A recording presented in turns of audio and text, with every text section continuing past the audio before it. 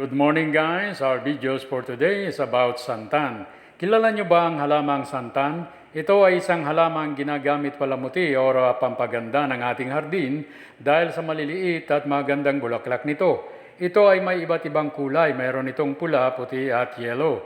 Ngunit alam nyo bang ang santan ay nakatulong o may benepisyo sa ating katawan? Ang pinaglagaan ng ugat ng santan ay nakatulong sa kondisyon ng pagdudumi o pagtatai. Ang katas nito mula sa ugat ay nakatulong naman sa sore throat.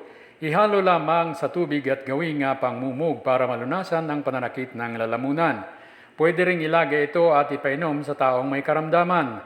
Ang bulaklak din ito ay pwedeng lagayin at inumin upang maging gamot sa ilang kondisyon ng katawan, lalong-lalo na kung ikaw ay mayroong alta presyon.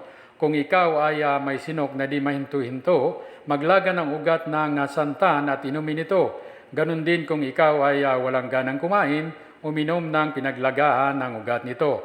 At kung ikaw ay may pigsa, dikdikin lamang ang dahon nito at itapal sa pigsa para maibsan ang pamaga at sakit nito. Maraming salamat guys and God bless us all always.